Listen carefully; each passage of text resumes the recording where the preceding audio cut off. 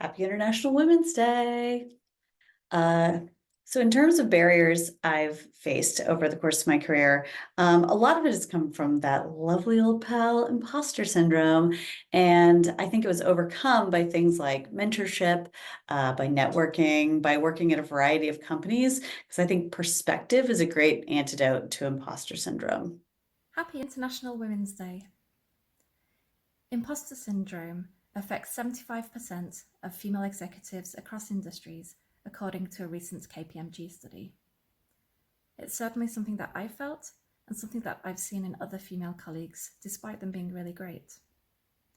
One tip for those of you feeling unworthy of your achievements or accolades is to regularly keep a diary of challenges you've overcome and achievements as evidence of your growing skill set. Then, when doubt starts to set in, take a look over your list and allow yourself to feel more confident. Good luck. Hello, I'm Alison Lang and I'm a non-executive director of ALPS. That's an organisation that perhaps some of you are members of, or at least your organisations may be members of. I was absolutely delighted to be asked to contribute to this series of videos celebrating women in our wonderful publishing industry. There's a few questions posed. I'm going to pick a couple of them.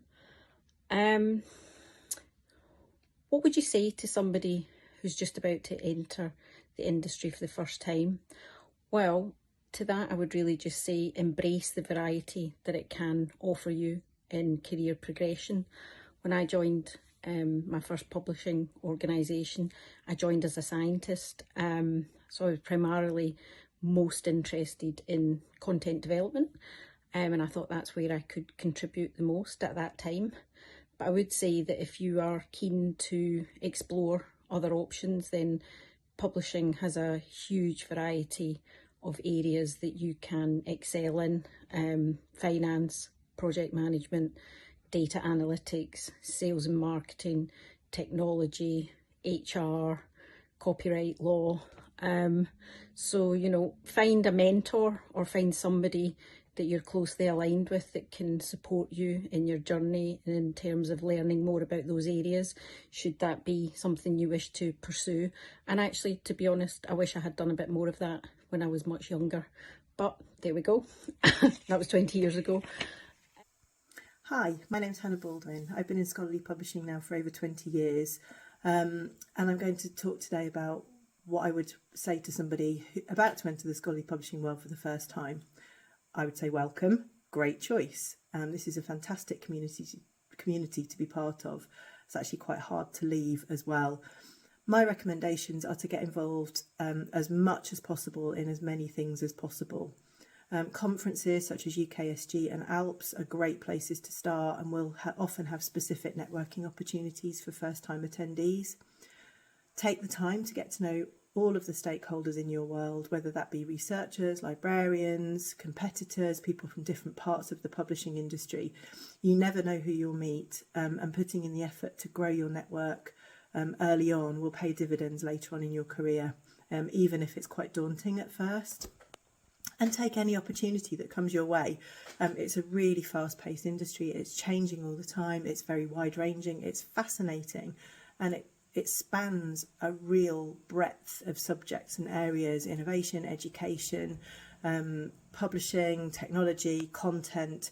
Don't pigeonhole yourself. That would be a piece of advice as well from me. What would I say to my younger self as I entered the industry? This is something that I feel quite strongly about, actually. I would say, Alison, don't work any weekends, and Alison, don't work on your holidays. I can say that with hindsight, and there were always good reasons for me to spend a bit of time on holiday, catching up, while at the weekend, catching up. But I think I can safely say now that I'm through the other side of those times, that you never get that time back. Although you think you might get the time back, you actually don't. But it's not for everyone. That's just how I feel about it now. Hi, I'm Emma Watkins. I'm Head of Marketing Communications for 67 Bricks. This is my daughter, Robin. And advice I would give to somebody starting scholarly publishing now, I would say don't limit yourself to just your vertical. One of the best experiences I had in my career was when I was at IOP Publishing. I was working on society partner titles and looking after the marketing for that. And the best thing that I did as part of that role was kind of work cross-vertical with operations, the peer review teams, with finance, with the commercial teams, with IT, on all the things that were affecting those society partner journals. And it gave me a really broad understanding of the whole infrastructure of scholarly publishing. And it was an experience that I definitely valued and gave me a lot of confidence to progress in my career. So I would say that's something you should really look for. And whether that's within your own particular company, whether you can shadow other people, or in fact, you can do things like through ALPS, for example, they have lots of introduction to courses on different topics. So for example, if you're an editorial colleague, you might want to do an introduction to marketing or an introduction to finance. And that might be really a useful way of you kind of finding out more about the industry that you work in. And who inspires me? You do, the people that are coming through and shaping the future and taking it by the scruff of the neck. Good luck.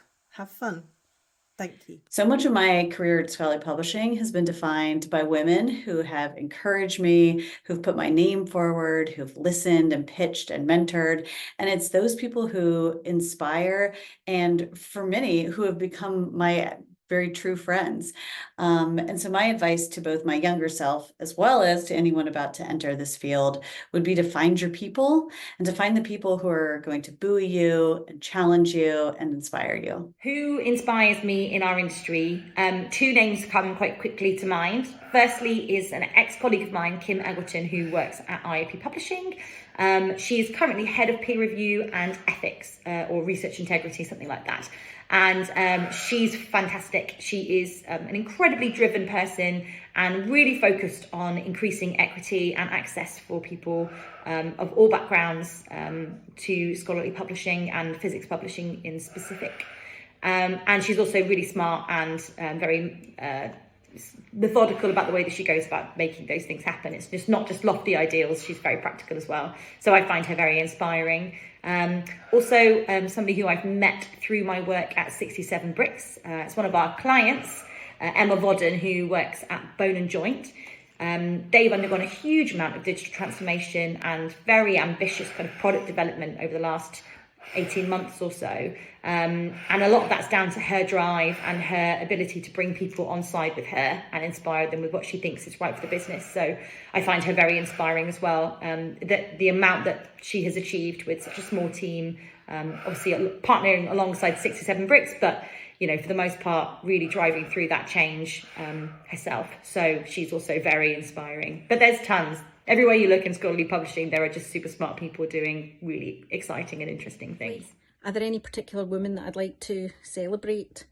I think there's quite honestly far too many to mention in the industry. There's a lot of women in the industry. There's a lot of fantastic men in the industry. Again, too many to mention. I've worked with some absolutely incredible women over the last 20 years. And I want to take this opportunity to celebrate all of them in case any of them are watching. But really, I also want to do a shout out to all the amazing women in academia, the policymakers, the scientists, the researchers. Women in academia should be very much celebrated as well. And of course, without them, we wouldn't be able to work in this wonderful industry that we have in publishing. It wouldn't exist. So I'm taking the opportunity to have a shout out to those particular women. Thanks very much. Have a great International Women's Day.